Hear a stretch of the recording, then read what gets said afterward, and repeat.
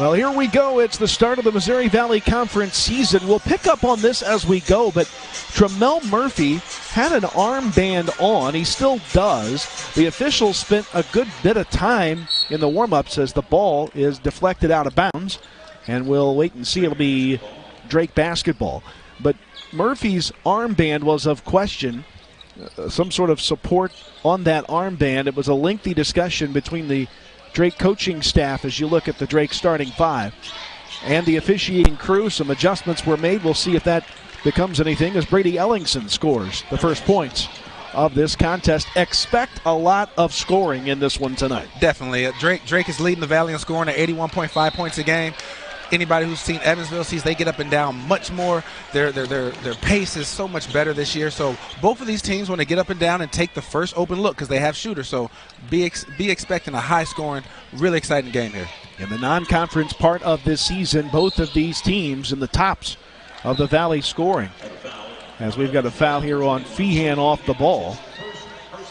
And that is the first foul of this game, coming just over 30 seconds into the contest. And we'll take a look at some of the keys for this one here tonight for both of these teams. Let's start with Drake. I think at Drake you're looking at in the nick of time. They got two Nicks out here. Nick Norton, the senior guard that really leads this team, as well as Nick McGlynn, averaging 16.7 rebounds a game. So both of those guys are going to have to play well if you want to get off to a good start here on the road. Play well with others. They average 18 assists a game. Move the ball. What I mean by that is you might have a good shot, make the extra pass for a great shot. You have a lot of great shooters out there on the court. With Evansville, intensity from the start. They've been having really a lot of trouble getting off to a good start here. They usually struggle in the first half and then pick it up the second half. You want to really get off to a good start to not dig yourself that hole. And the last one, we say D and 3. You want to get up and down, but you don't want to trade buckets with this team. They're leading the MVC in scoring, so you want to get defensive stops, and then get out and run and make those threes in transition and get this crowd involved. First two possessions of this game result in points for Drake. Evansville a turnover and a missed three. Not the best of starts. And here is Drake looking for more. Their first three, put up by McGlynn, is offline, no good. I think you'll give up that shot. That's part of the game plan. He's only shooting about 22% from three. You have a lot of other great shooters on that team. So if you're going to give it up, you give it up to a kid only shooting 22%. And there's Evan Kuhlman, averages just under 6 points a game out of Liberty Township, Ohio. Gets two with a jump stop in the paint that time. That's a great move by him. That's good to see him off to a good start. They need more out of him. He's capable on the inside and shooting the three. So if he can knock down some buckets inside and stretch the defense, that's exactly what they need. McGlynn had his shot blocked that time. And Evansville threw it right away to McGlynn, but he pulled the pivot foot as he tried to slide in after catching that ball. So quick turnovers back-to-back that time as Evansville will bring the freshman guard, Jawan Newton, onto the floor. Shea Feehan checking out a little over 2 minutes into the contest. You know, that's interesting because one thing that Coach McCarty does, he usually allows you to play through your mistakes. He's pretty set in when guys are going to get in. So to see Shea come out, maybe he's, adding a little bit more accountability to his players and letting them know, you're going to have to execute the game plan. And Kuhlman misses well short on that attempt behind the arc line. So we talked about the fact that Evansville needed to get out of the gate well and some early struggles here for the Purple Aces. Yeah, they've gotten in some big holes. You and I have called some games here where in the first half it's like lids over the rim. They're getting beat to loose balls, getting killed on the glass. So really when I talk about getting off to a good start, the scoreboard obviously matters, but intensity-wise, hit the glass, being competitive, talking, and moving the ball and playing cohesively as a team. Mel Murphy with that last basket for Drake. Evansville will go inside. KJ Riley has been a real difference maker for this ball club here in this part of the season. 13.9 points per game out of the Bronx, New York. Really coming into his own here in this his junior season. Yeah, KJ's really been playing well, averaging about 15 points over the last 8 games. They really need that out of him. He's one of the more versatile players. Can guard the bigs, can guard guards, can play inside. Still needs to work on his outside jump shot, but KJ is really a vital part of what they're trying to do. You get a look at that Drake bench as they'll look to add to a 6-4 lead. This Drake team off to an 11-2 start, the most wins ever for a Drake ball club before the start of conference play. They're riding a 5-game win streak, and boy, do you like to hear that. Out of a first-year head coach in his first season, really has got things trending still upward for this Drake team. When you look at their team, they are not imposing. When they walk into the gym, you're not going to say, uh-oh, we're in trouble today. They got 3 guards out there that are about 6 foot or smaller, but there's different philosophies in how you build a team. You can build a lot of long athletes, but what he's doing, he has a lot of skill players, so you have to respect everyone. They all have great IQ. If you help off of one, like we said, you make the extra pass, and someone can knock down that open shot. From outside, no good there by Norton. He's one of the big players for this Drake team here entering conference play. As Evansville looks to perhaps tie it up, they take a lead with a 3-ball here. Not only is Drake off to that fast start at 11-2, but only one starter from last year's team is back. Only 2 returning letter winners. That's the second fewest back in the NCAA. Which tells you how good of a job coach is doing. When you don't have a lot of experience coming back, you don't have a lot of starters, and to still get off to an 11-2 start, win the Las Vegas Classic, shows that they have really bought into what he's doing and his system is working.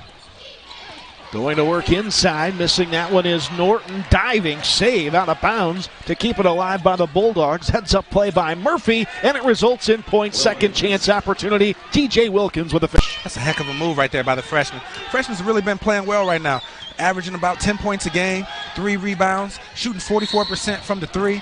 So as a freshman, he's giving great contribution to his team and really adding to the value of this team. Jawan Newton fouled on the way to the basket. That takes us to our first timeout. It is 8-4. Cardi, that's going to do a good job. Then he went out and didn't just rely on his name. He went out and showed the community that he was invested in them. So that got more people out. And then their style of play has changed. They're a little bit more exciting to watch. They get up and down, shoot more threes, play a faster pace. And then I love this West Side night. Anyone that's not from Evansville, you wouldn't understand that on the East Side, generally, it's more of an Evansville crowd. On the West Side, it's a little bit generally speaking, USI. It's a Division II school that has great tradition as well. And what they're trying to do is bring those sides of town together and get everybody supporting the Aces. So good job by their marketing department and Coach McCarty getting the whole city together. They've done a really good job of that this season, and it's showing as you look at the top 5 season attendance ranks here at the Ford Center in Evansville, and closing in on that top spot, expecting more numbers as the conference season goes on, is this year an average attendance of over 4,800. Definitely, that's a big uptick. As a player, you love to play in front of fans like this, and like you said, I think they have a chance of surpassing that mark, just because in the conference, as you said, that you get more people coming out. Attendance tends to go up, so really happy for these kids, because there were a couple games here in the last couple of years where it was really dry. There was only maybe couple thousand people in here, so to get this experience of playing in front of a lively crowd is great for them to experience college basketball. Plays like that go a long way. They're playing well. KJ Riley with the basket there for the Purple Aces. Already 4 points, 2 for 2 early for KJ Riley. Evansville within 1. Just over 14 minutes to go here in this first half of play. And, you talk about attendance. You talk about getting people to come out to fill the seats. And the Missouri Valley is doing that. As you take a look at the top 5 home attendance marks this season in the conference. I think one of the main things, you look down there at the bottom, that they only averaged 3,700 last year. This number is expected to go up, so they're already averaging more than 1,000 more people in the stands, and that number is expected to go up. Illinois State and Bradley, that Bloomington Normal is a very it's a really good basketball area. They share that crowd as well. But this is a great job out by Evansville, getting more people out, getting more excitement in the city. So great job by the marketing department, athletic director, and Coach McCarty by making it something that people want to come watch. Evan Kuhlman left all alone, took advantage, drove it, and scored, and Evansville has the lead. Yeah, Evansville needs more out of Evan Kuhlman. I don't want to be hard on him. He's a young kid. He's trying to get better. But playing the 4 position, he's averaging 2 rebounds, which wouldn't be as bad if you were shooting a high percentage from 3. But he's not shooting a high percentage from 3, so they need more out of him if they want to reach some of the goals they want to get this year. Neither team has been able to knock one in from behind the arc line. Both are starting 0 for in this game, collectively 0 of 7 from beyond the three-point line. As Riley goes on the attack again, they'll wipe out the basket. Said he was fouled before the shot. Love to see that. Love to see that out of KJ being more aggressive. A lot of times he's the guy that he just floats. He's out there. He ends up playing 30-something minutes, and you're like, where was he at? You know, he has a couple plays here and there to show what he can do, but to see that he's being more aggressive and being assertive is great for him and great for this team, because it's going to open up more open shots for guys like Frederick King and guys like Shea when the help has to come over and stop KJ on those drives. Riley set to trigger the ball inbounds here. Does just get it in. Into the hands of the freshman Newton. The big man, Danius Hetkavicius, has checked in. That's who they were looking to feed it to, and Newton's pass a little too far out of the reach of the big man underneath. So, young fellas, you know, I always try to give a little teaching point. It's hard to feed the post from that angle. From where he was at, anywhere higher, you're going to have to throw it over a contested hand. You got to take one more dribble, improve your passing angle, and feed the post from the 45, and that way you can throw it to the hand or a bounce pass, and then slide to the open spot when your defender goes down and helps. Drake looking to reclaim the lead. Norton, quiet night thus far. Big body inside of Liam Robbins, a 7-footer. He's called for the foul. The freshman out of Davenport, Iowa. You know, I always say you can't teach 7 feet. Big man to reckon with in there, just got away, just committed the foul that time though. Drake has a great freshman class. We talked about Wilkins, the young player. That's another freshman from Sunrise Christian, a great school that's always one of the top schools nationally. So he's played against some of the best competition. Can't teach size. Looks like the good guy, big fella has some good feet. So looking to see how he develops over the next couple of years. Danius Hetkavicius trying to work inside. Gets it over to Frederick King. Shot clock down to 5. Riley trying to come back out with it. It's going to have to shoot. Will. And that is a shot clock violation. The tip in by Hetkavicius came well after the horn sounded. And out comes the big man, Robbins, as McGlynn, who won't spend much time on the bench, checks back in the game. Exactly. You know, we talked about Evansville getting off to a good start. I think they have. I mean, it's 9-8. They're not playing great, but we've seen them, create big deficits early on. So for them to just come out, be competitive right now, you see they're contesting passing lanes. That's what you need. If you play with intensity, it will keep the game close. They were just getting beat early on by other teams, and so love to see them going after the ball right there. Even if that's not a foul, that's a jump ball. Yep. So that's the intensity that they need. Evansville playing well. The Purple Aces have a 1-point lead. We'll be back with more on the other side of this break. Stay with us. You shoot 50% from 2. So if you can get a team full of guys who can shoot 33% or better, percentages say that you have just as good a chance to put points on the board by shooting 3. So if you can get up and down, you can get some stops, you can shoot in transition, you can have your set plays, and then obviously it's a momentum changer as well. It's the equivalent for a dunk for the unathletic kid. 8 of 23 shots in this game have been from beyond the arc line. And as you take a look at this is the number of teams in the NCAA that have 40% or more of their shots, total shots, coming from beyond the three-point line. And you see the dramatic rise over the last few years. My God, I knew that people were shooting more. Until I saw this stat, I didn't know how much more. You know, the Houston Rockets have perfected this. You know, the Golden State Warriors. Who doesn't want to come watch a team that are shooting threes and getting dunks? So the philosophy is the mid-range jump shot is a very highly contested shot where you're going to shoot as just as much of a percentage, the same percentage there, as you would from 3, an open 3. So what you really want to do is you want to get out in transition. You want to create open layups, open dunks, transition opportunities. That's how you get involved. If you're missing, you want to get an easy bucket in transition. But then after that, in the half court, you want to take that first open 3, because that gives your team the opportunity to put points fast, change momentum, and shoot the same percentage as you would shooting a contested 2. So I love this new style of game. I feel like if I played in this era, I would have probably averaged about another 4 or 5 points a game. So it's just fun to watch, and it's a great style to play. Nick McGlynn just picked up his second foul of the game. He'll head to the bench. There'll be some big minutes for Robbins, and as you said, big foul right there. Yeah, he's one of their leaders. Been playing really great, averaging 16 points, 7 rebounds on the season. Been averaging about 18 over the last 9 games. So it's going to be interesting to see who can pick up the slack. We know that Nick Norton can. Wilkins, as a freshman, is averaging about 10. So see who else can pick up that slack with one of their main players on the bench. Shot clock winding down again for the Aces. Feehan's long bomb, no good. Look out here. Hatkavicius gets tangled up. Foul is called on the rebound as Hatkavicius really not used to having many people bigger than he is. And they're going to go to the monitor. Sports writers and the beat writers say you are before the season. Liam Robbins picks up his second foul there. And a flagrant foul has been called on the Aces, Danius Hatkavicius. And boy, partner, I didn't see much there, but our officials, in looking at the monitor, they did. And the officials hearing it from this big Ford Center crowd. As well they should. I didn't think that was a foul. It definitely wasn't a flagrant.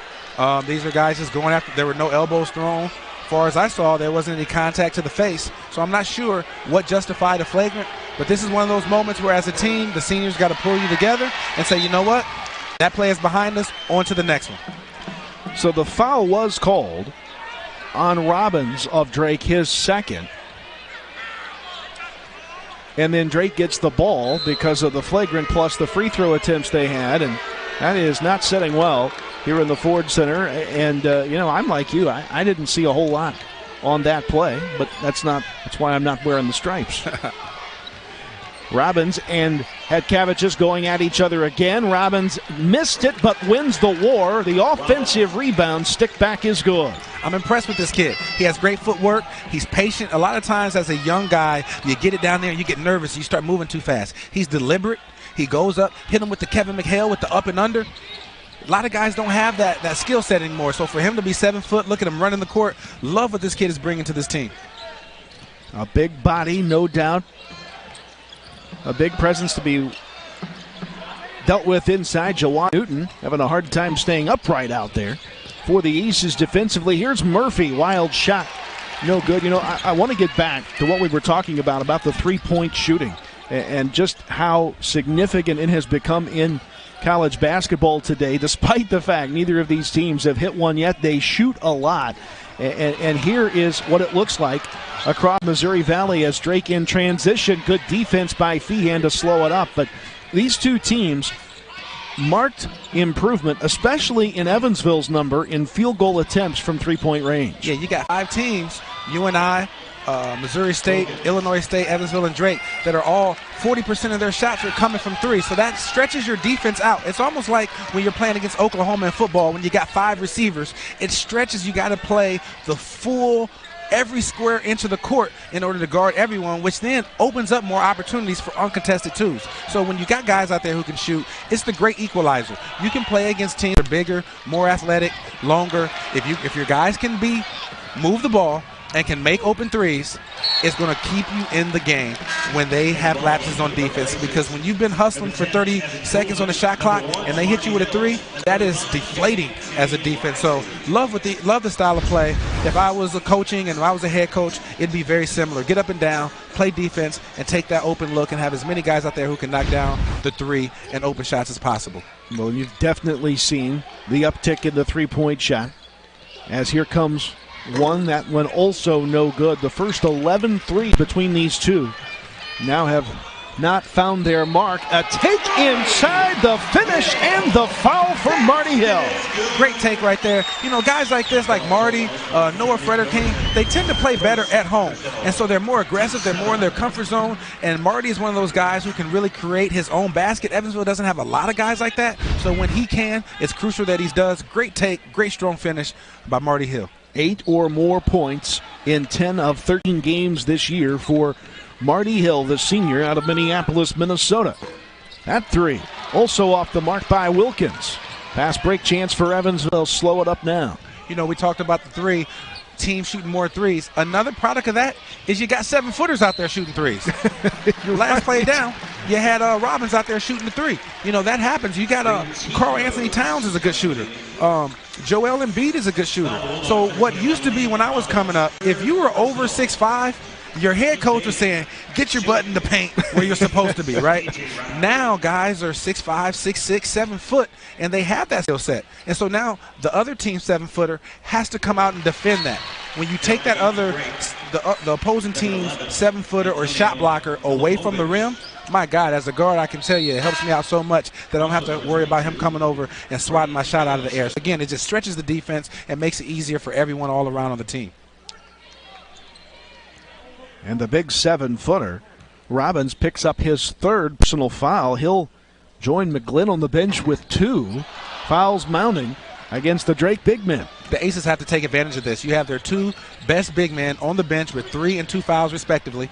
So you need to be attacking the basket. There really is no rim protector. You need to be pounding it inside because they don't have anyone that can really defend your size. So I would post John Hall up out there. Down there. I would try to get DC down there and draw another foul. Even if we don't make the free throw, I say we as in the team on offense, even if they don't make the free throw, it gets the team in foul trouble. Riley does it again. Basket and 1 to come for KJ Riley. Another Drake foul, and we'll have advantage of their height and their physicality advantage right now. And Drake, on the other hand, needs to try to make sure they box out and get out and run and use their strengths to their advantage while they're big men on the bench, which is their guard play and the possibility that they have 5 guys out there who can stretch out and shoot threes. And let's go ahead and check in with Kenton Cruz again, our sideline reporter, with more from the Drake perspective. Kenton?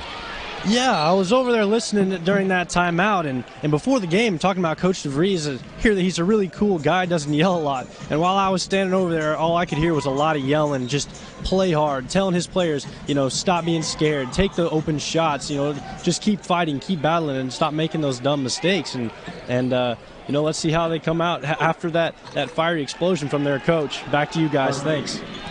Well, Marcus Wilson, I'm sure you've been on the other side, or at least been able to listen to some of those coaching conversations, those words of wisdom that come when things aren't going as according to a plan, right? Well, yeah, I have been on the receiving end of quite a few verbal. Not you, just the team you've been on. They wouldn't do that to you, I know. I've been on the receiving end of a few. I will say this: when players talk about not getting yelled at.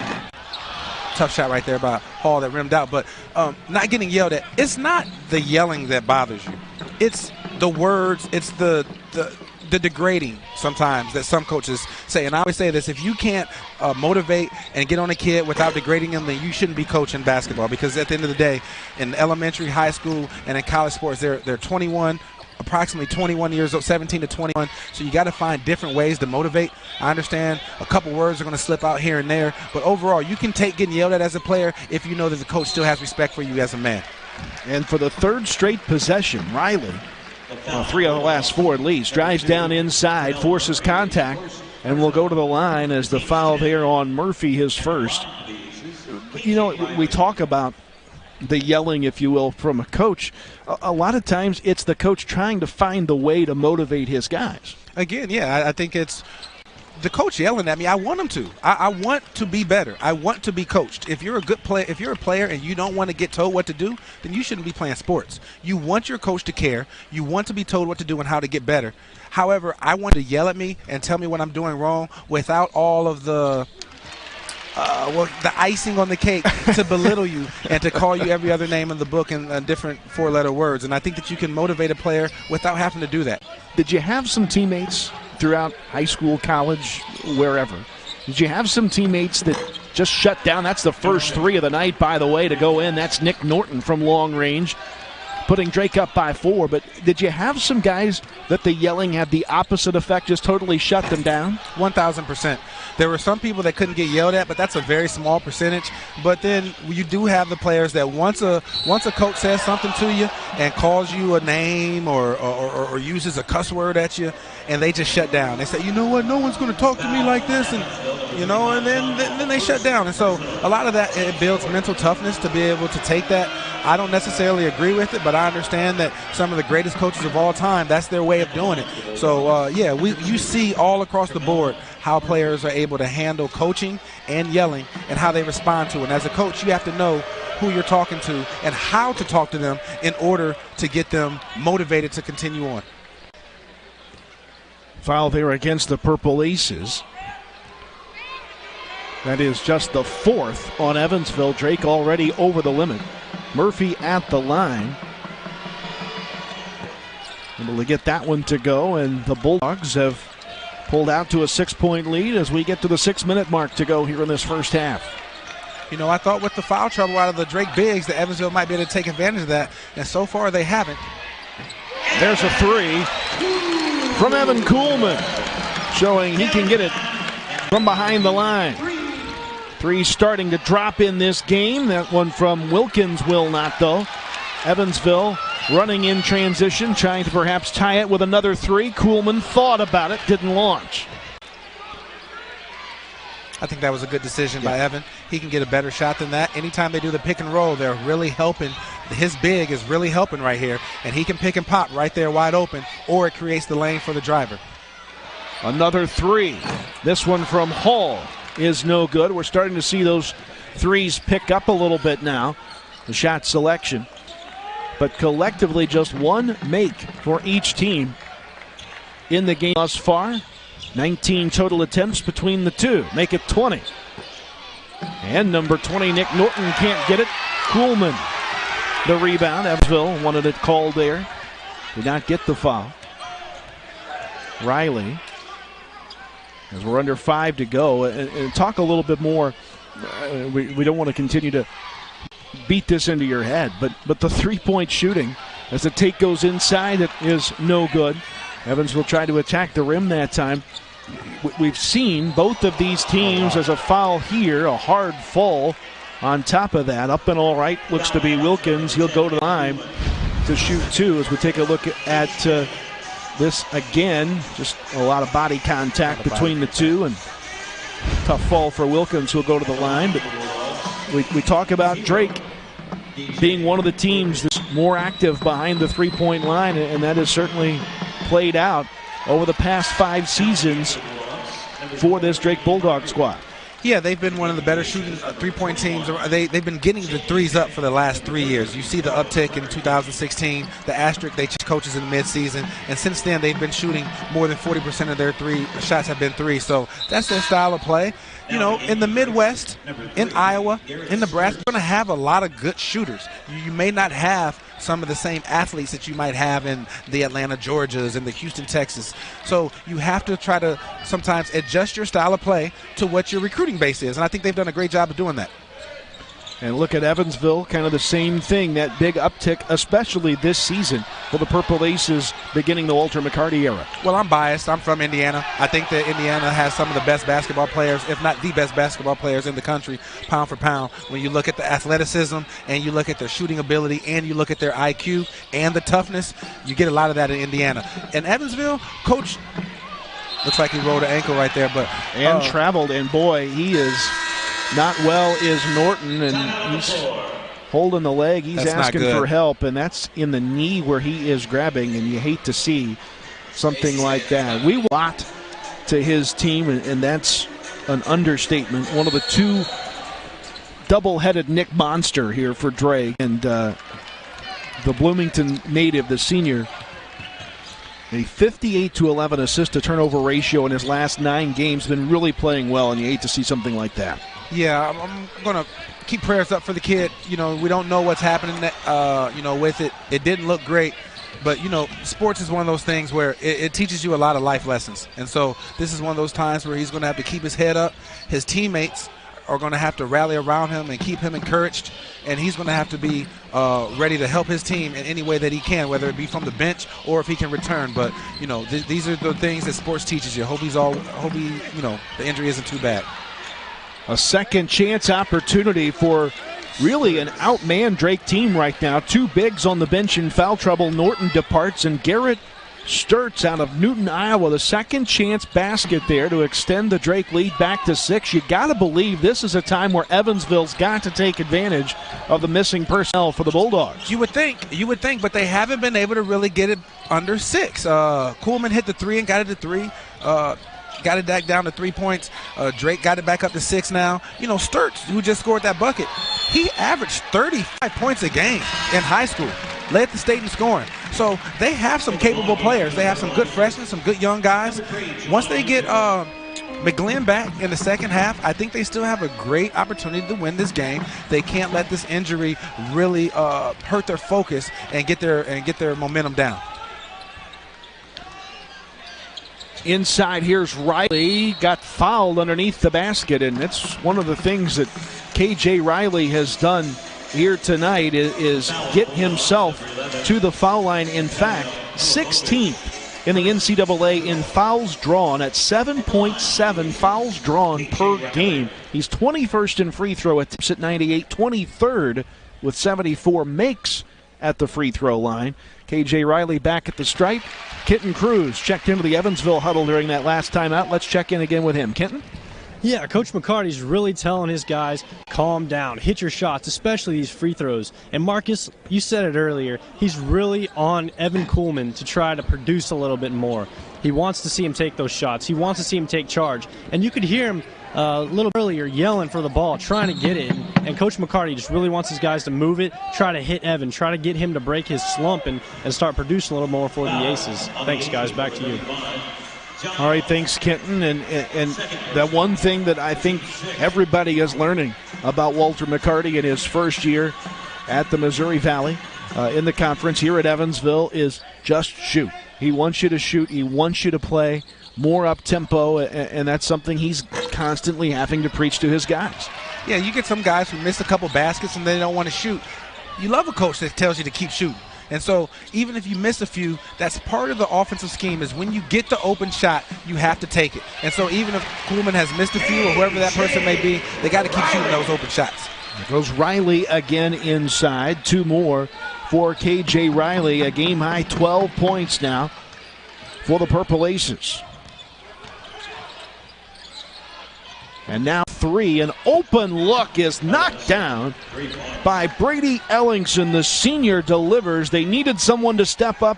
Ellingson does the job. Ellingson's a very capable player. He's coming in averaging 10 points a game, shooting about 40%, 40% from three. So, again, you got Drake. You got six guys shooting over 36% from three. They're capable. Even though Nick Norton is injured right now, you still got five other guys, and McGlynn is on the bench, but you have other guys who can put the ball in the basket. That's what Coach DeVries has done a great job of doing, is getting guys who can finish plays. Riley, another take, another drive, another trip to the free throw line for KJ Riley. We saw that three made by Drake just a moment ago. Let's talk about the Bulldogs and what a difference the three-point shot has made in the seasons gone by for the Drake Bulldogs. They have really seen an uptick in their record as those three-point shot attempts have gone up. Yeah, I think that in the past sometimes, they didn't have enough talent.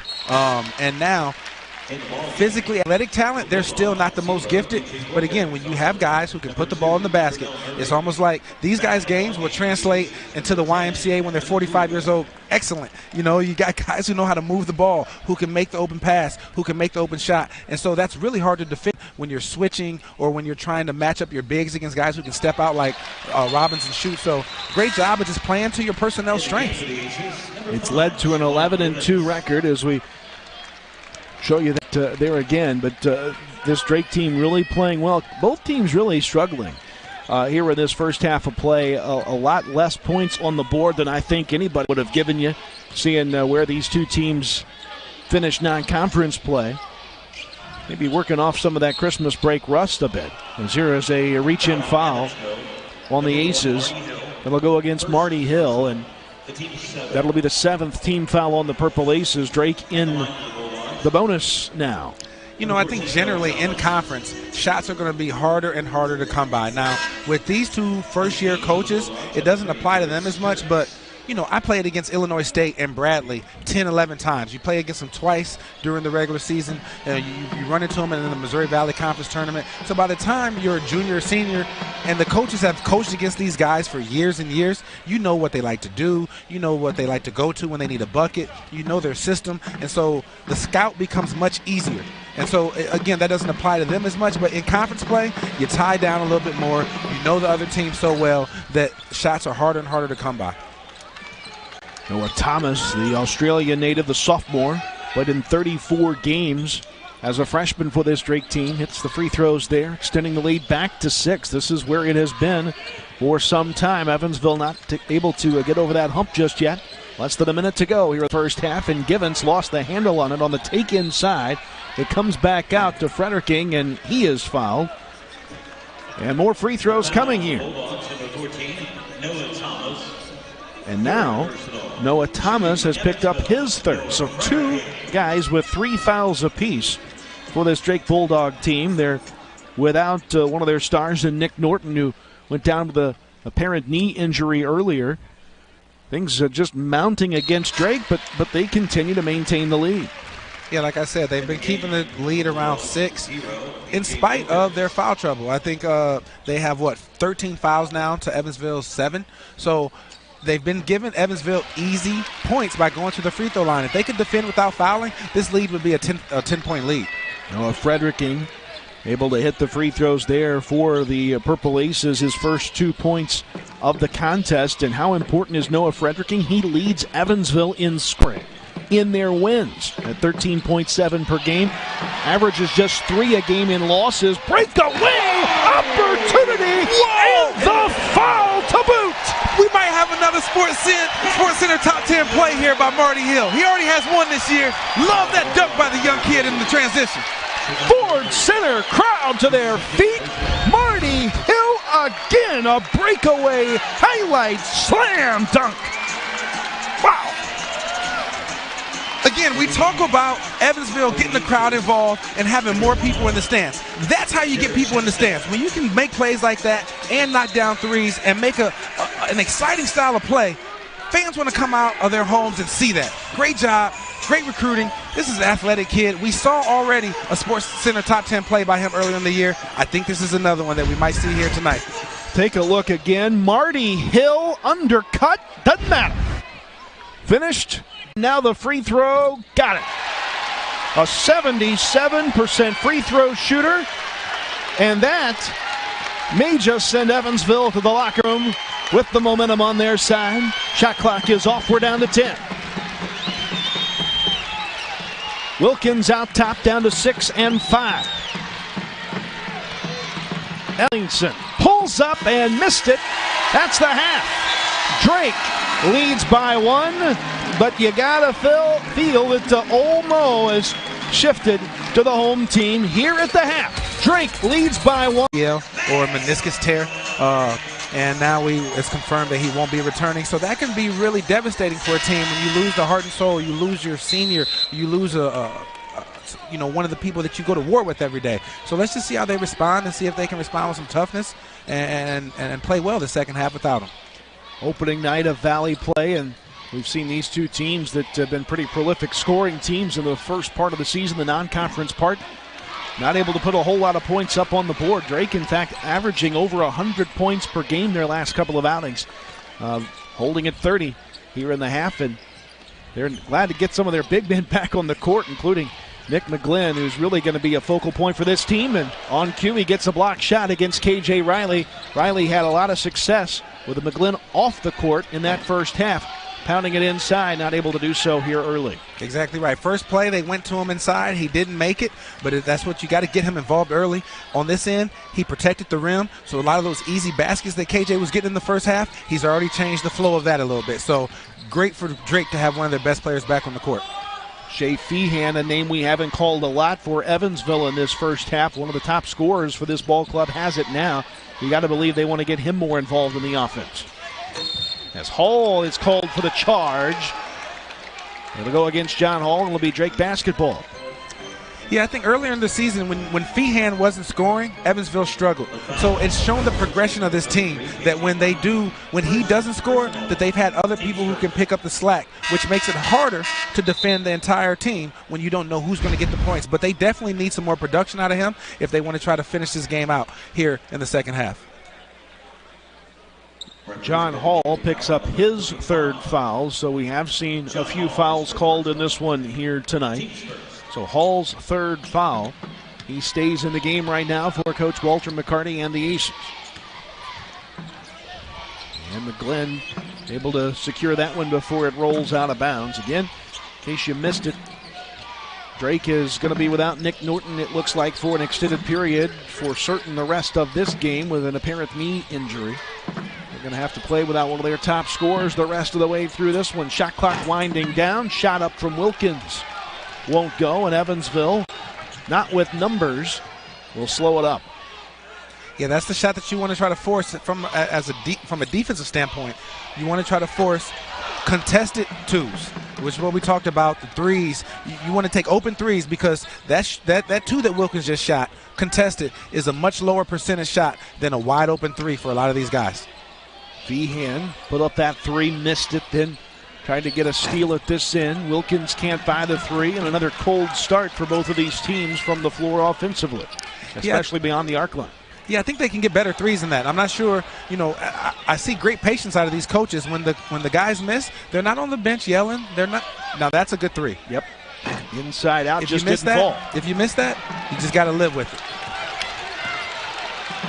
Evansville still on a 5-0 run, and we're at the same score we were when this half started, looking to uncork, and that one rattles out for Marty Hill, and a chance for us to go back and take a look at those keys to the game we talked about at the start and how they're progressing to this point in the game. I think they were spot on. I think in the nick of time we talked about the two Knicks. Obviously the injury to Nick Norton is really going to affect this team. How does McGlynn really affect this team in the second half with him being back on the court? Playing well with others. They only have 6 assists. They average about 18 assists a game. So that's why they've only been able to score 30 points. They're not really moving the ball as well, getting the open shots they normally get. For Evansville, the intensity from the start, it wasn't great, but it was much better than what they've done in the past, which allowed them to take a lead into the second half, which they struggled with in the past. And lastly, the D and 3. They've done a great job of getting stops on defense. The 3 hasn't been falling, but the D has kept them in the game and allowed them to keep this 30-29 lead. Also the free throw shooting from Evansville keeping them in the game here as well in that first half, and Evan Kuhlman trying to do too much that time, called for taking the extra step inside, shuffled the feet and turned it over. So sometimes guys, when you're getting coached, they don't want to hear the truth. The fact of the matter is with Kuhlman, when he puts the ball on the ground, his percentage of making the shot goes down and down with every dribble. He's not a great creator off the dribble, but that doesn't mean he's not a good player. He has great IQ. He can knock down the open shot. He can defend. He should be able to defend on the other end. So trying to create, if it's not your strength, don't do it. You got the open shot, shoot it. If not, pass it. It'll come back around to you. First points of this half come under 17 minutes to go in the frame, and it's a lob over the top to Nick McGlynn. And Evan Kuhlman, who guarded McGlynn at the other end, answers. That's exactly what I'm talking about. The less dribbles he takes, the more effective he is. He needs to pick and pop. With KJ Riley being such a factor in the first half, his man had to help and slide over. Pick and pop, wide open 3. Don't try to do too much. Good job. I think he's got you in his ear right there. I'm not sure. He did exactly what you told him to do there, Coach. McGlynn from long range. The big man can shoot. Don't let him fool you. He can hit those threes. Evansville looking to grab the lead for the first time in the half, and it's John Hall that will get the finish inside. 5-0 run for Evansville. The second 5-point run of this game. Here's McGlynn. The big man drives. Count it. And the foul. Kuhlman called for the block. As McGlynn, almost as an awkward take as you'll see, just found the lane. Guys, 3 lead changes in this ball game. Will be Nick McGlynn looking for the and 1 free throw opportunity here. McGlynn able to knock it down, scores 3. 14.7 rebounds in the last outing for McGlynn for Drake. Averages right at 16 a game. Evansville trying to get Feehan loose. He feeds it into Hall, who can't hold on. It goes off his hands and out of bounds. Talked about the importance of building the crowd. 5,503, the official attendance here tonight. West Side night in Evansville. Great crowd on hand for the conference opener for both of these squads. Evansville can really use that. That's why the home court advantage. You can really get the energy from the crowd to help keep you going. To help keep you going here and push you to victory.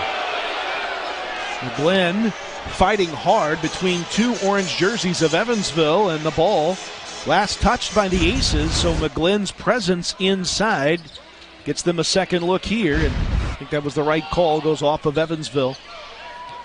Yeah, his presence has really been felt in the second half. He's been posting up strong inside, got a block on the other end, rebound, and one, kept that ball alive. So they really missed him in the first half, and here they are going right back to him.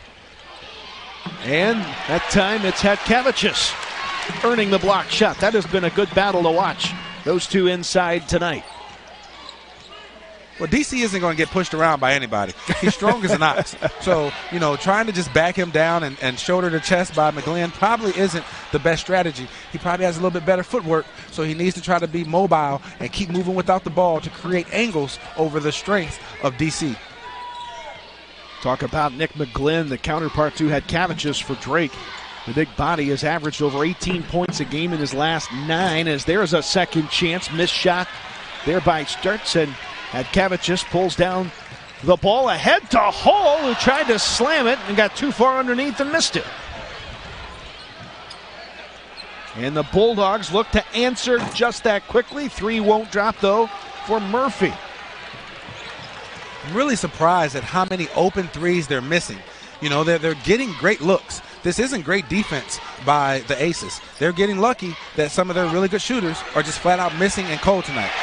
Hatkavicius, offensive rebound, stick back for the Purple Aces, gives Evansville the lead back. He's had a good couple of minutes here as DC, as they call him here in Evansville, Danius Hatkavicius. And who, if you're scouting Drake, is going to step up and pick up the slack for Norton? We talked about Murphy, but with Norton's departure, you got to believe that somebody else has got to fill those shoes. Maybe a couple of Bulldogs will step up. I think, obviously you're going to lean towards McGlynn. He's trying. And the guy who just made that last bucket, Ellison, he's a senior. 3 on the That's way. him right there. There you go. And so, as a senior, he's the guy who's going to make those shots and keep your team in the game. You got DJ Wilkins, who's a freshman. Love his talent. I love this freshman class. You have Sturts, who's another freshman. But freshmen tend to play better at home. On the road, you're going to lean on your senior leadership. And just like we said, he spoke up. He made the shot right when we spoke his name. I think Ellison and McGlynn are going to get them out of the rut and get the buckets they need. Hall will take and will finish. Count it, and the foul on the Bulldogs. Murphy picks up the foul. That's his third. And another solid take and finish by John Hall inside, the redshirt sophomore from Philly. Hall comes in averaging just over 10 points a game for the Purple Aces.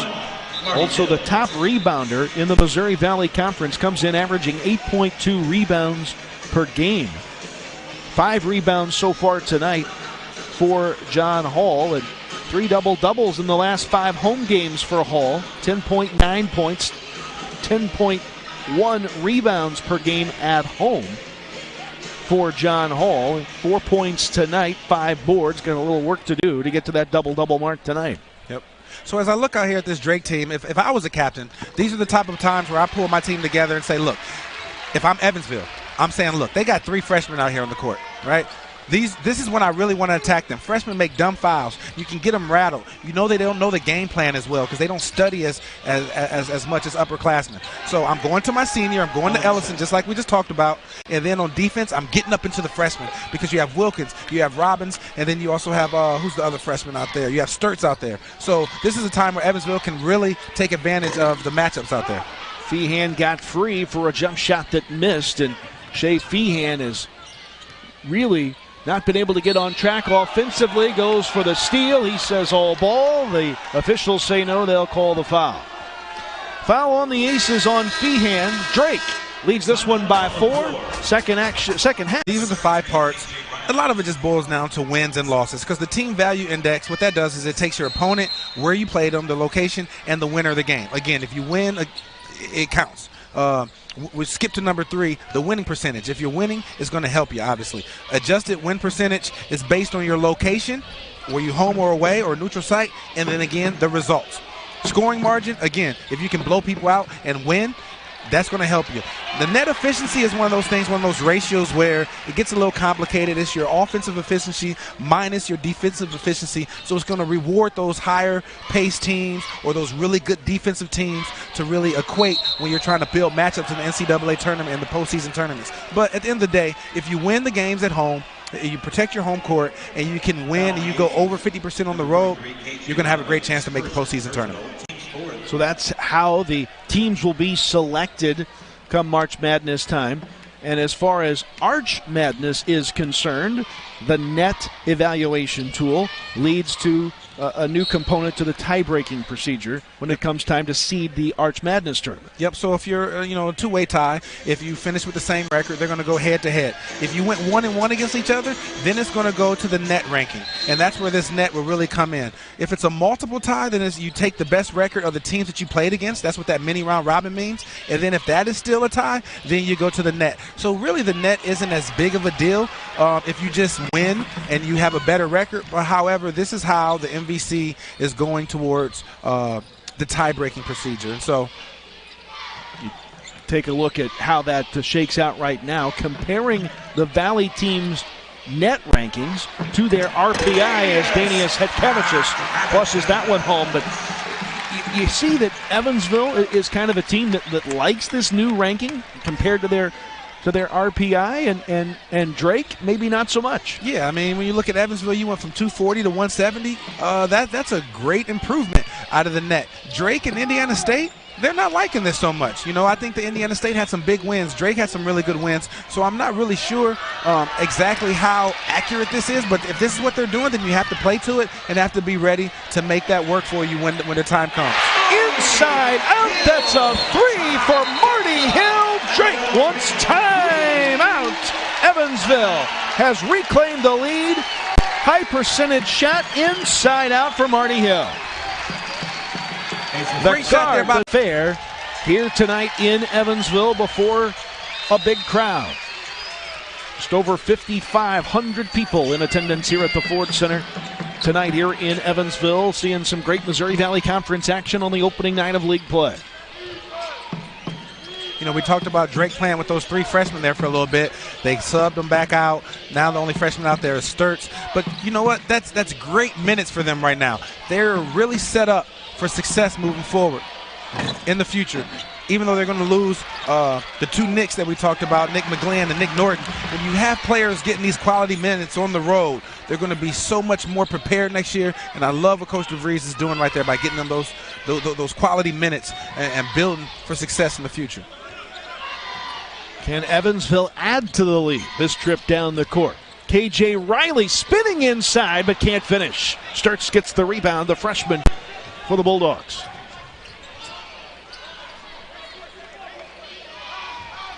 And for Drake, an opportunity to grab the lead right back, relinquishing it just before the timeout for Coach Darren DeVries. Shot clock down to 8. Noah Thomas trying to create, forces it up and missed. Good defense by the Aces. Good defense. Hall wanted to shoot, did not. Looks inside, big men battle. Hetkevicius got a step by McGlynn and scores. Big nifty move by the big fella right there. Way to slither in from behind the basket and get that two to drop. Good job by Hetkevicius right there. I love this battle between these two big guys. Neither one are backing down. Really seeing a good matchup right here. Hetkevicius 6'9" against McGlynn 6'8" inside. Two big men battling, and that's a fall-away tough shot from Tremel Murphy, the junior. One of the guys we talked about needing to step up with the injury to Nick Norton did that time to answer for the Bulldogs. And here is Givens. His shot is blocked, but they call a foul, and mind your manners down there, Noah Thompson, the official, put his whistle back in his mouth. He was not going to hear much from Noah Thomas. That's who gets the foul there for the Bulldogs. It was not on McGlynn on the block shot, instead on Thomas, who picks up his fourth personal foul. Take a look at it again. That's the second team foul for the Bulldogs at the line for the Aces. They call Thomas on the foul. McGlynn had the clean block, but it will be Shamar Givens to the free throw line, a 78% free throw shooter. I think Givens got bailed out a little bit right there. A lot of times what freshmen do is they premeditate their moves. I saw as soon as he went right, he was going all the way to the basket on that, and he got bailed out. When you're a freshman, you want to allow to happen. You want to allow the defense to give you and take what the defense gives you. You don't want to be premeditated, say, I'm shooting this one down court. If you're open, take it. If not, pass it. The game is very simple. Givens gets his first 2 points of the game at the free throw line.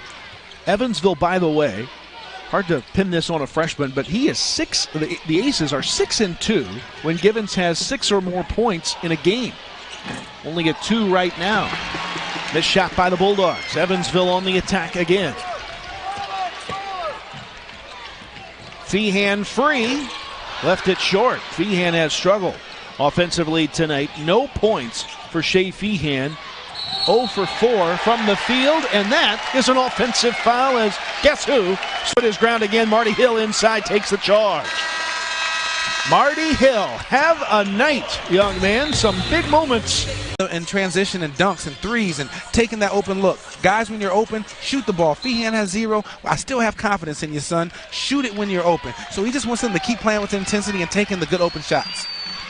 Evansville, a team that is 6-1 at home this season. Playing before the big home crowd here tonight, a 9-2 run over parts of 5 minutes for the Aces, who turn it over that time. I really like this Stoltz kid. Yeah. He hasn't backed down. He's playing against KJ Riley, who's an upperclassman. He's got him by about 5 inches, and he's competing down low. He's making cuts on offense. He's doing what he needs to do. He's a really mentally tough, well-rounded freshman. Tough shot. Missed it. Hadkavicius pulls down the rebound, and you look at Nick McGlynn, only 5 points. One of the top 2 scorers on this Drake team coming in. The other, Nick Norton, out with that injury, and they got to get more from their big man, but credit Hadkavicius, who's really gone to war with him inside. He's doing a good job, and we just talked about what coaches probably telling them. Don't try to take it into your own hands, and then we come down here and Ellingson shoots a 4 shot. That's what you don't want. We have enough good players out here, guys. We have enough guys who can shoot, who can make the plays for other people. We're a great team off the assists, 14th nationally in assists per game. So let's keep moving the ball and executing the offense. It will happen. McGlynn trying to take charge, but forced it that time. He's really been frustrated by the Lithuanian, Danius Hadkavicius. Well, he's so strong. You're not going to move him in the paint. So he has to try to create advantages and angles to make Hadkavicius foul him. If you do the scouting report, Hadkavicius gets in foul trouble almost every game. So the fact that you're trying, you do that by creating angles. McGlynn is trying to shoot over and through him, and that's just not going to work. McGlynn, 19 minutes last outing for this Bulldog team, 14 points, 7 boards, and now we've got a foul before the ball is even inbounded. And that one's going to go against Brady Ellingson, the senior. Gets his first foul. Kyle, I was sitting here during break, and I'm getting texts. So I'm getting texts from people saying, this is who I think should be the CBG of the game. So it's good that people know that that's coming. I have a funny story about that. Just last game, Ryan Taylor, who used to play here last year, he scored some points for Northwestern, and Northwestern basketball actually they tweeted, Ryan Taylor is a certified bucket getter. And they tried to trademark it. And so I sent them a text and said, hey, he definitely is a certified bucket getter, but can you at least at me and give me credit for what we've already done? And I showed them a clip of our certified bucket getter clip. So I got to give a shout out to my man Braden up in the office for putting that certified bucket getter clip together and making that part of our segment and our program, because it's obviously catching on. So thanks to the fans who are out there tweeting and calling me and texting me who should be the certified bucket getter. And shout out to Northwestern for stealing my trademark line. I got it trademarked already, though, buddy. Just jump on the bandwagon and we can keep it moving. There you go. You stay out of the CBG. My man Marcus Wilson owns that sucker. We will have the CBG of this one. A lot of basketball left. Here tonight, a 2-point game. Evansville holds the lead over the Bulldogs of Drake, opening night of Missouri Valley Conference play. Always fun when we get to this time of the year. Really start counting now. Shot clock at 8. Here's Givens to Riley. Inside out again. That went offline, though, from KJ Riley. That's not really what KJ does. He generally doesn't shoot shots outside of 15 feet. You know, I think that would definitely improve his game if he was capable of doing that. But that's not really his shot. That's what Drake wants to give up. Tip follow by McGlynn, but it came up empty. Evansville trying to run it. Givens lost the handle on it, kicks it back to Feehan. Underneath, and Riley cannot finish, and then a frustration foul by KJ Riley after the fact. Evansville fans saw the shot go in, but the foul was whistled first on Riley, committing the foul after missing the bunny underneath. Boy, that was a big shot. Evansville couldn't cash in right there. That's a possible 4-point turnaround right here. You should have had 2 points right here, and now let's see what Drake does on that. Those are momentum changers. That's how you build momentum, and that's how you turn the score around, obviously, but got to finish layups. You know, that's what we talk about, D and 3 and shooting, you know, getting high percentage layups and making the 3, so you got to make those. Tough miss by Riley. See if Drake can respond and take advantage of that.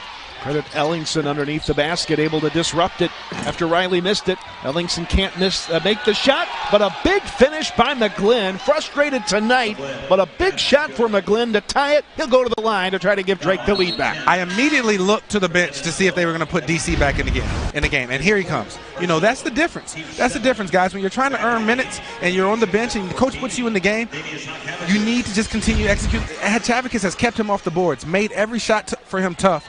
On this one right here, he got an offensive rebound and one. Kuhlman goes to the bench. They put DC back in the game. But that gave the Bulldogs here their lead as they go down to this final 5 minutes. Big sequence for the senior Nick McGlynn, 8 points, 6 boards tonight.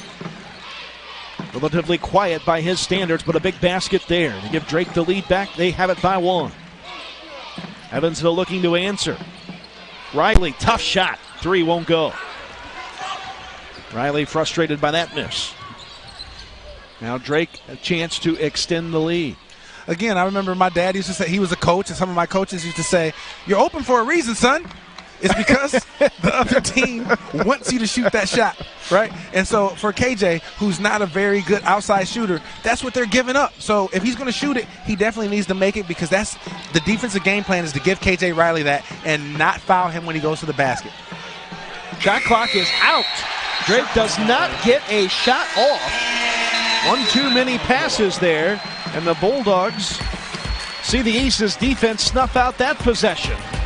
Timeout on the floor. We'll be back. Good one. Bucket getter of the game is yours truly, KJ Riley. Good job, young man. Keeping Evansville in it. Tough going here in the second half. Evansville will need him in the final 4 minutes of this one. 3:45 to play. It's Drake now by 1. Had Cavicius and McGlynn going at it. And there is a 3 from Marty Hill. That's a big 3. Marty Hill, we were discussing, is it KJ? Is it Marty Hill? Is it Ellingson for Drake? Marty Hill has had more energy plays today. He's a great candidate for it. He's had the dunk. He's had, you know, the and one. He had big threes. He's had the charge. So if we had the most energy giver of the game, it would definitely be Marty Hill. He has provided energy to this team every time they needed it. Guess what? And here he comes right back again. I think he knows. I think he knows. He got disrespected. I'm sorry, Mr. Hill. You are the certified bucket getter of the game. That was my fault. We called it too early. You can't change your mind. Can't do that. Marty Hill disrespected by my partner. He wasn't the CBG. He has lit a spark on this Evansville team in the last couple of minutes, putting him up by 3. And we've talked about the three-point shot being a big part of college basketball. Marty Hill proving why those last 2 possessions, and now it's Drake that needs a 3 to tie it back up. Like we talked about, it's points and momentum. It's both. A foul and the hoop for Drake. Murphy delivers, and you can earn 3 points the hard way too. Man, that's a great set coming. That's what you call an ATO, after timeout. Brad Stevens is the best at it. This is a great ATO out of Drake team. This is a great head coach calling his team over, knowing exactly what he wanted to get. Not only did he get the 2, but he got the opportunity for the and 1. Good job there by Coach DeVries, having the possibility to tie this game up right here on this free throw. Missed it. No tie yet. Big miss there by Murphy. 2:40 to play. Evansville's lead is 1. And a play call coming here from Walter McCarty as he will settle his squad into this possession. He wants a good look here. Shot clock at 15 as they start to move. At Kavicius. Good defense there by Wilkins. Riley in trouble. 4 to shoot. Riley's going to have to take it, and miss everything. Shot clock violation, and Evansville took a lot of time off that shot clock to get moving and then did not get a good look. Yeah, they held the ball up. I don't necessarily like that. I think they were in rhythm, but Coach McCarty wanted to make sure that we take a little time off the clock and try to get a shot towards the end, but it backfired right there. So let's see what Drake responds and does here. Down 1, 2 minutes to go. They go inside. McGlynn's shot blocked by Kavicius. That has been a war tonight inside. I said this earlier, and I'm sure the coaches have told him, you're not going to go through Hatchavicus. He's too big. He's too strong. He's barrel-chested. You're not going to do that. You got to try to create angles. Shot fake, up and under. Create angles for yourself. And once again, Evansville working the clock, pulls it out, slows it down, and this time it's KJ Riley doing what he does, forcing contact and a foul. That's just the 6th team foul. Officials say the tape will work.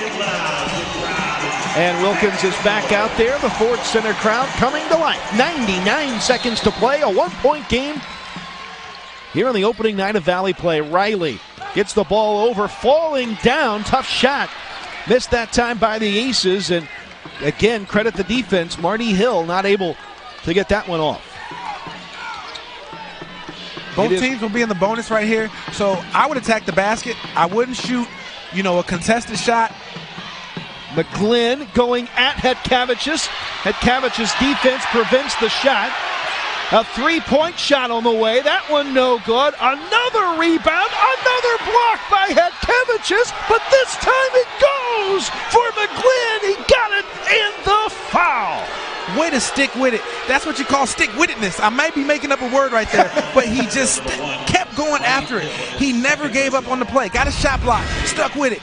Got a shot block. Kept going after it. And finally created himself an angle. That's what we talk about, kids, where you're coaches and you're saying, use the rim to protect it. He tried to go through Hatchavicus, block.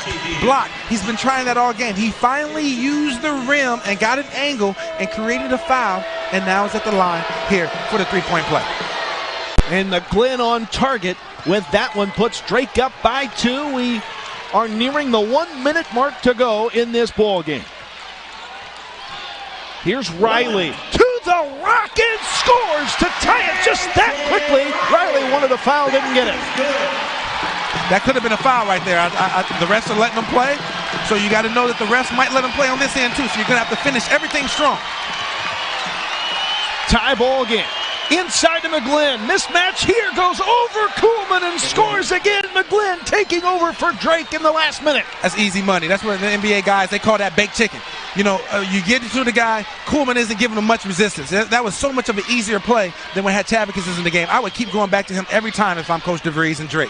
Here's Riley doing the same thing again, forcing contact, a foul, and that will put KJ Riley to the line. We talked about it earlier. The most fouls drawn on this team for Evansville by KJ Riley. 7.7 fouls per game he gets, and goes to the free throw line. The 21st most free throw attempts in the NCAA at 98 coming into the game. 23rd in the country with 74 makes coming in. At the line now, 6 of 9 tonight. Needs these two to tie. Got the first. He's a matchup problem in the MVC. If you look at Drake out there, their 3 guards are so much smaller than him. The only person that can actually match up with him size-wise is Murphy, and he's probably not used to guarding someone of that height with that type of ability. KJ's running the 1 right now. He's bringing the ball up and down the court. That's why he draws so many fouls with his mismatch in size. And here comes that offense for defense substitution. Kavicius back in there to guard McGlynn underneath. Shot clock is off for the Drake Bulldogs. 28 seconds to go. They will spend a timeout right here to set it up. 58 all, 26.4 seconds to go in this ball game. If you're Drake, what are you doing right here? That's overall a good team right there. I love what Coach DeVries is building over here with the Drake Bulldogs. So here we go, 26.4 left on the clock. Fouls mean bonus. Possession arrow in the favor of Evansville. Ford Center crowd of 5,500 strong. The Aces have went to a zone here, which surprises me considering how many shooters you have out there on the court. There's no count on. There's Givens. no 5-second count right here. Playing so for the for people a steal, there's no 5-second count. 8 seconds. Ball knocked out of bounds. Who touched it last? They say Drake, but it'll be Drake ball, but they will go to the monitors to confirm. So they're going to look to see who touched that ball in offense. Here's another look at it. Yeah, I don't think you can say that the offense touched that last. Drake ball, 6 seconds. Watch the handoff. It comes in. And here is Ellingson for the win. It's no good. We have overtime. Could not be decided in 40 minutes, so we'll play on. We go to overtime. Really rooting for him to miss that shot, not because I wanted the Aces to win. I wanted 5 more minutes. But, man, we're having a great time. This is MVC basketball. Great to see these two teams competing like this. Here we go, overtime underway. It will be Evansville. That was probably a foul. Thrown down there was Givens, I think, by Wilkins. They could go to the monitor to take a look at this, and if they do, I think they'll see a foul. Question is, will they see a flagrant foul? As Givens shaken up, as he is bloodied, I believe, and will head to the bench and maybe to the locker room. The officials going to the monitor here, and if what I think I saw was kind of a takedown here, as watch Givens get the ball and then watch what happens after.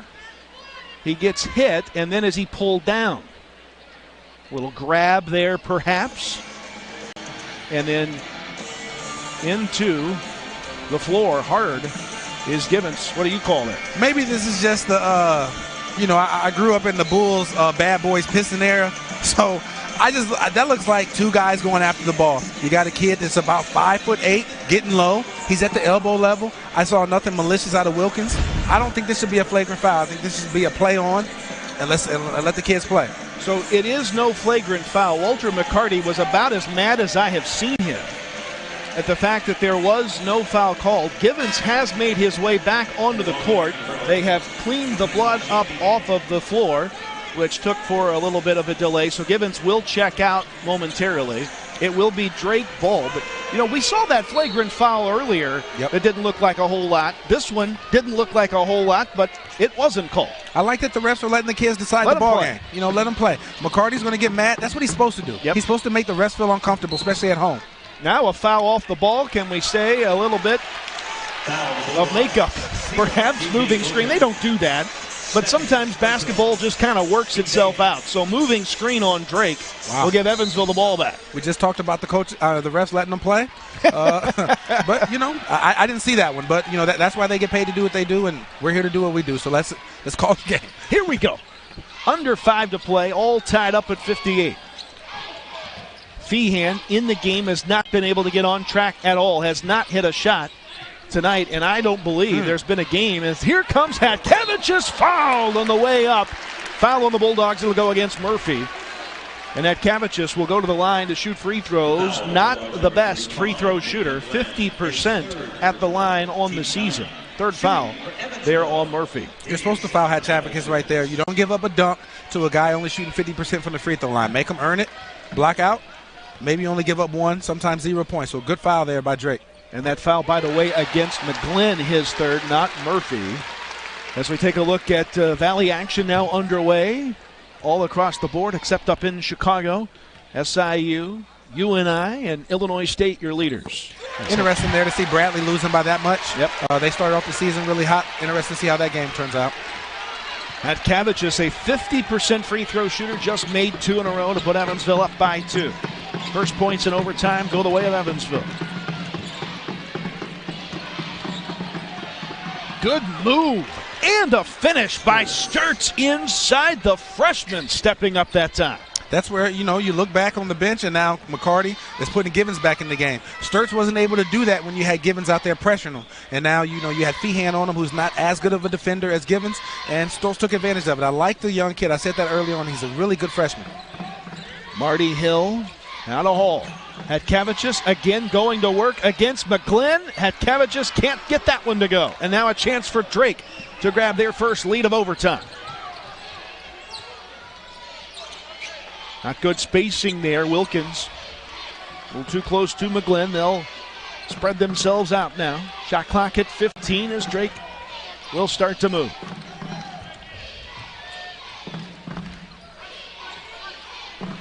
Here's Wilkins down to 5. Struts again. Or Sturtz rather missed it. A second chance opportunity comes. Shot clock violation. No shot ever hit the rim that time. Good defense there by the Aces. Coach DeVries called a set play. Looked like the Aces were expecting it. That's great scout, great defense. Every basket should be contested. That's what conference play is about. We're here at overtime. Two teams doing what they're supposed to be doing. Here now is Hall. Less than 3 to go in the first overtime. Now Riley finds a lane. Lost it on the way up. They say he was fouled. And it looks like this one will go against Wilkins. That'll be his third. If you'll start to look at foul trouble in this ball game, Murphy's got 4. And Thomas has 4 for Drake. For Evansville, Kuhlman and Hall with 4 fouls apiece. If you're Evansville, one of the guys you want is at the line. That's K.J. Riley, a 76% free throw shooter on the season. Has missed a couple tonight, though. I'm not sure what K.J. Riley's major is, but he might want to be in the drama department. The guy, I don't think he got touched right there, but he looked like he got fouled. He does a great job of throwing his body around once contact is being made or about to be made, and it puts a lot of pressure on these refs. We talked about Coach McCarty yelling at the refs earlier. That's where that comes into effect right here, because they don't want to get yelled at again, so they're going to be a little bit more antsy on calling these fouls. Riley, one of the best in the business, in the country, at getting fouled. We've talked about that, so you got to have a little drama in it. If you're the Aces and Riley, and a big turnover there by the Bulldogs, Evansville gets the takeaway. Again, we see Evansville go to slowdown mode with a lead late in the contest. Spreading them out, getting exactly what they want. They're going to do a couple handoffs right here. Look. And that one goes off of the hands of Hatkavicius. It will be out of bounds. Walter McCarty says that he wanted a foul called there, does not get it. It'll be Drake basketball as the team swap turnovers. I'm surprised that they were going to Hatkavicius right there. He's been playing well. He's not known as an offensive threat. He's not Akeem Olajuwon down there. He gets offensive rebounds. He gets dump-offs and finishes around the rim. So to be trying to go to him at this stage in the game says a lot that Coach McCarty has a lot of faith in him. Let's see what they do right here. I would suspect that they would go back to Marty Hill or maybe try to get KJ the ball off of they do this action where they slice up top and cause some confusion and get mismatches. Here's Riley trying to go to work. Again, trying to sell a foul there. Officials didn't bite on it that time. Evansville working the shot clock down. It's down to 8, down to 7. Here's Givens. Can't get the shot off. It's now to Hill, who finds a way to get open and scores. Marty Hill does it again. Like we said, I would go back to Marty Hill. He stepped up every time they needed it. I'm going to keep going to him until he proves me wrong. He's making every play that they need tonight. Drake will spend a timeout. Evansville leads by 4, their largest lead in overtime. 1:23 left in OT. I'm looking him in the eye and I'm thinking, you haven't prepared as hard as I have. And I love seeing kids be rewarded for putting in the work. Too many overnight superstars on Twitter and Instagram nowadays. I love seeing kids put in the work and then be able to reap the benefits of it. Any foul results in super bonus 2 free throws. Here the rest of the way. Possession arrow in favor of Evansville, and there is a quick strike that Drake needed as Tremel Murphy gets the finish inside. Well, John Hall right there, that's the same play that they called on the other ATO when they got the and one coming out of the timeout. You got to look for the back screen because that's obviously what Coach DeVries is looking to do. That's just a play that you got to be able to recognize when you see it developing early on, get over the top of the screen and take away that layup. Evansville again trying to shorten the game, limit possessions. Shot clock down to 8. They lead by 2. Here's Riley. Can't get anything off. Over now to Hill. Drives in again. This time McGlynn able to swat it away. And now wait a minute. We have shot clock violation, and then we had Drake drop it on the baseline simultaneously. So the officials will get together, and they may go to the monitor. And partner, this may take a while. Alone. But they are only going to have 1 second on the shot clock here for Evansville to work with. So the Aces will have to do a quick catch and release. They need an open man. It's Hatkavicius, and now that will be a shot clock violation. So heads-up play by our officiating crew. I wasn't even thinking about the fact there'd only be 1 second on the shot clock when Evansville got that ball inbound. Yeah, that's the right call. Put them in a tough situation right there, but good call. 2-point ball game. Let's see what Drake comes down here and does. Evansville will likely have another possession, as there's an 8-second difference between the shot clock and game clock. Here's that back screen again. Way to get through it. And now the ball thrown away. Whistle and a foul first. It's on Evansville. That was on Hatkavicius. It was a body check, I think, in the 90s for some of my old school guys. So the foul goes against Givens there inside. I thought I saw a body check right there. In the 90s, you were allowed to do that. Here, if you. So take a look at it there. Givens trying to fight through the screen. I think that could have gone either way. And now big free throws for Garrett Sturtz. The Newton, Iowa native, the freshman, hits the first of 2. This one could tie it up. A 78% free throw shooter, got them both.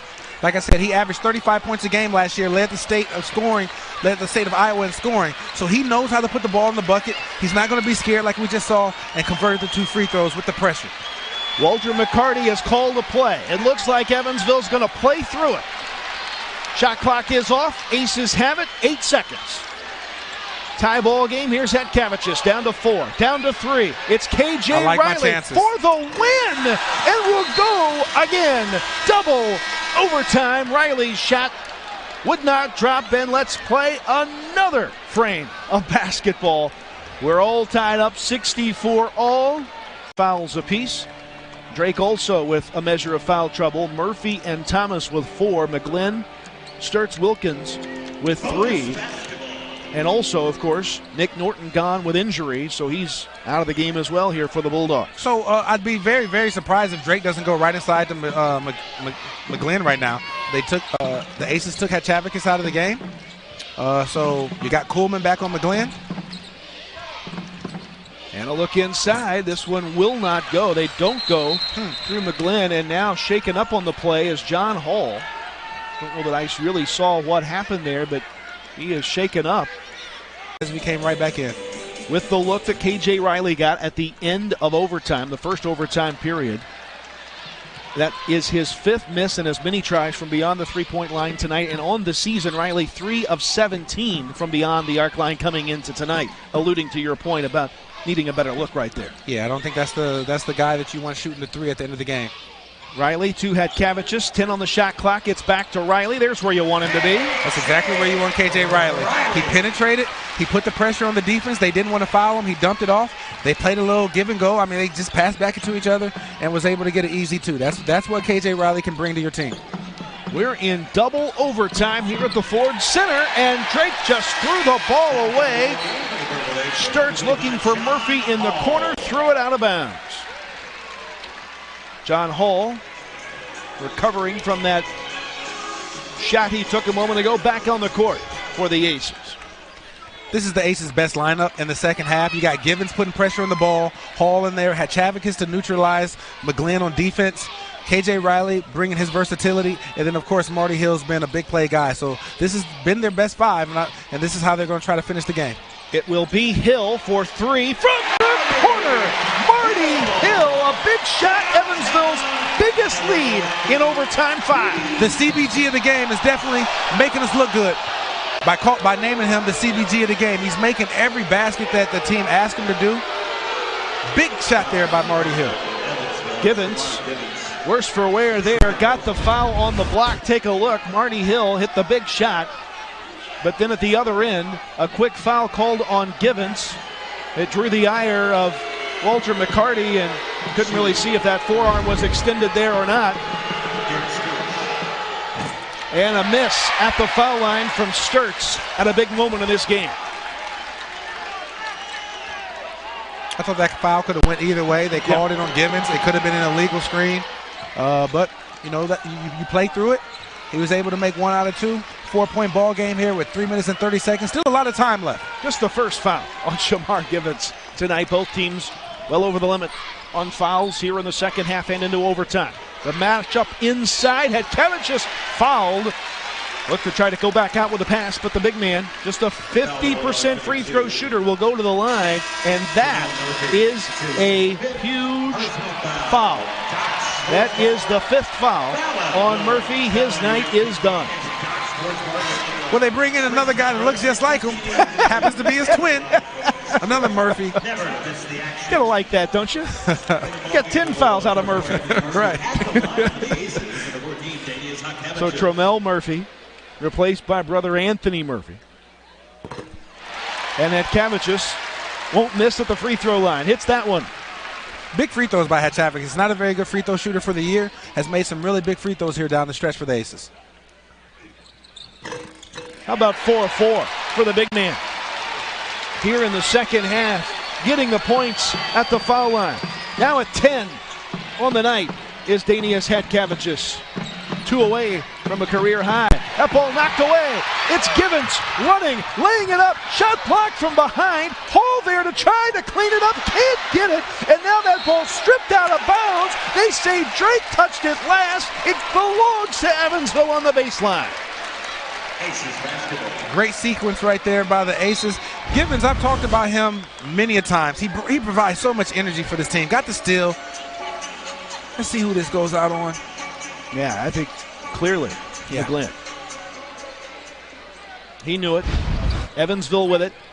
They lead by 6. 3 minutes to go. And now Evansville again going into shorten the game mode. Limit possessions for the Drake Bulldogs, who are right now content to let Evansville waste the clock. Still a good amount of time left. A 2-possession, 6-point lead for the Aces. Shot clock at 9. Here goes Givens. Around a screen. A kick into the corner. That's Marty Hill. Missed it. Hatcavicius the rebound. Goes back up. And he's called for a travel ahead of the shot clock violation. So the ball goes back to Drake. You know, it could have been worse right there. You didn't get a basket, but you took all 30 seconds off the shot clock and off the game clock, and you get a chance to come back and set up your defense where you're not recovering in transition. Obviously they wanted points, but not a bad possession there by the Aces. Here on the take goes Sturts. Givens step for step with him. Now it's Wilkins. A little bit more urgency perhaps for Drake. They go at their big man. McGlynn missed it, and it goes out of bounds to Evansville. They are letting the big men battle, aren't they? I am just flabbergasted with McGlynn right now. And I don't mean to beat a dead horse, but how many times are you going to dribble into Hatchavic's chest and try to shoot through him? His field goal percentage of doing that is about 0%, right? So take a couple dribbles to the middle, drop step, spin, and finish with the left. Or shot fake, up and under, the old Kevin McHale move. But trying to power your way through a bull is not going to work. Up and under, Marty Hill goes for 2. Evansville by 8 with less than 2 to play in double overtime. And a foul on Givens. Playing defense a little too much, too close that time for Givens. I want to go back to talk about McGlynn for just a moment.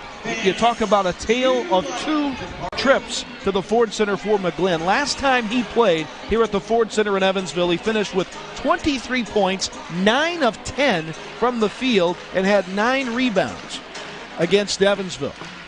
Tonight, for McGlynn, he has really struggled with Hatcavicius inside. 5 of 16, still has 13 points, but has really found the going rough on the offensive end, thanks in part to Danius Hatcavicius for Evansville. I'm not going to take anything away from McGlynn. I'm going to give a lot of credit defensively to Hatchavicus.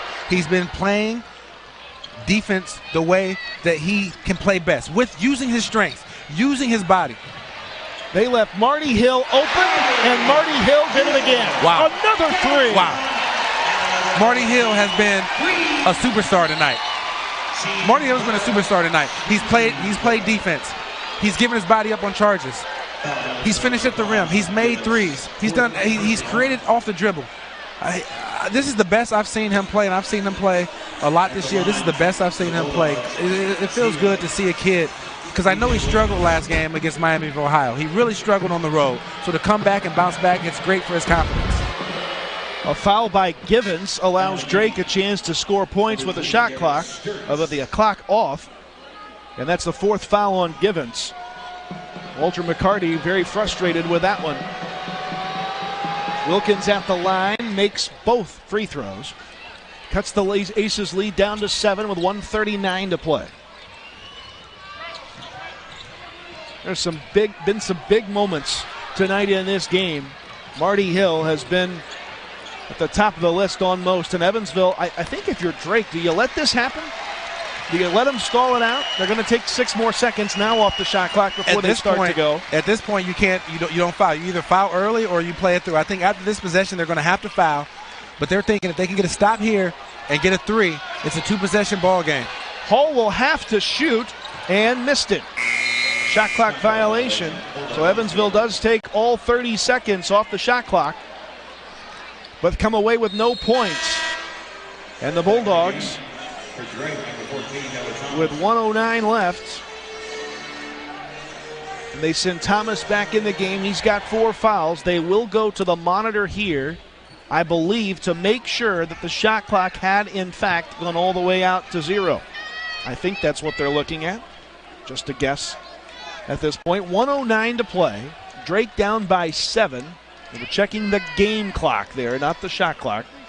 So they check the game clock. It will be, I believe they're going to go to 1:10. There it is, 1:10 on the game clock. If I'm Drake, I'm looking for the best quick hitter I got right now. I want to score within 10 to 15 seconds. You looking for threes right now? You don't need to. Wilkins does, missed it. A minute to go in double overtime. Evansville has the big 7-point lead. No fouls yet. I'm surprised for Drake. And there it comes, giving himself up. His 5th foul is Noah Thomas. And his night is done. The second Bulldog to foul out of this game tonight. So 3 starters down now, Drake. Of course, the Nick Norton injury earlier, along with the Thomas and Murphy now out. I want to go back and correct. I talked about Nick McGlynn and his last big effort against Evansville. That was in Des Moines, not in Evansville. But still a big night. The last time Drake beat Evansville, that was in Des Moines. 76-69, the Aces have a 7-point lead. And big free throws here for the Aces to, in essence, put this one out of reach as K.J. Riley hits the shot. Yeah, he makes this one. That puts him up 9. That's a 3-possession ball game. You got to get 3 threes and 3 stops and hope that Evansville doesn't score another end. It's going to make it real tough on them.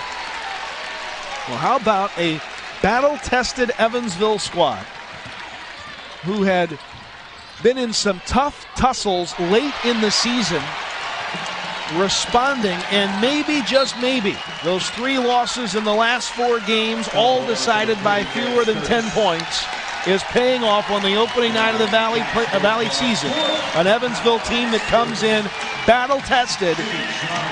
Looks like they're going to put away a win on opening night here before a big crowd at home. Yeah, that's what non-conference is for. You either want to excel in non-conference and build up your resume for postseason tournaments, or you want to use it to prepare for the conference play and hopefully finish as high as you can in conference. And it looks like the non-conference schedule, all the close games, the big games against Illinois and Xavier, and all those ingredients are coming together right now for the Aces to be able to execute down the stretch like this. Drake has been in double overtime before. They came away with a 110-103 win against San Diego last month. But Evansville, the better of the 2 late, and Hadkavicius comes in, commits a foul, and Walter McCarty tosses a towel on the Aces bench. Got to know when to fold them, partner. Put that away. 3rd foul on Hadkavicius, and an and-one opportunity here for the Bulldogs.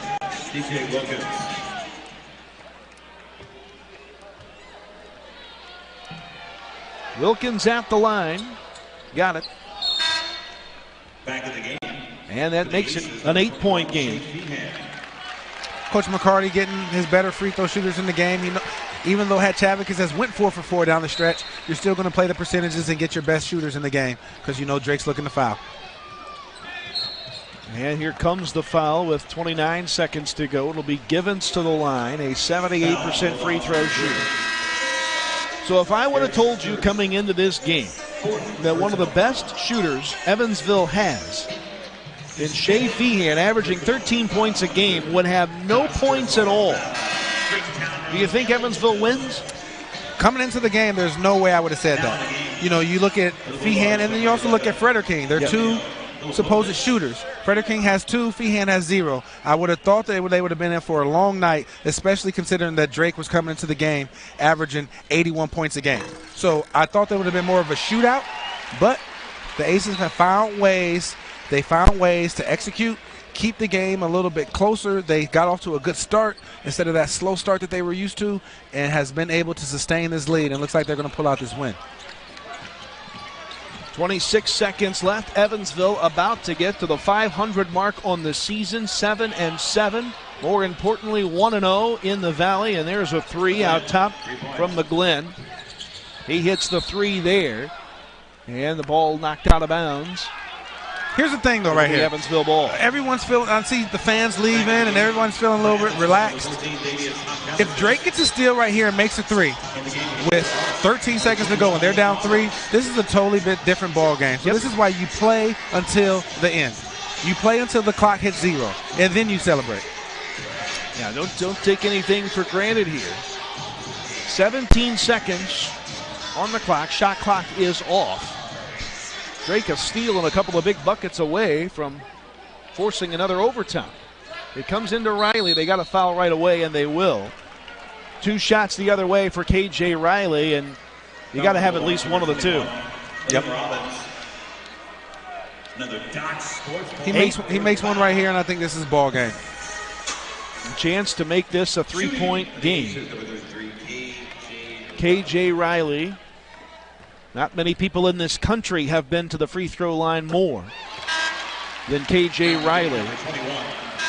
That was his 16th free throw attempt tonight. 13 now of 16 is K.J. Riley. He comes in averaging, 7.7 fouls drawn in a game.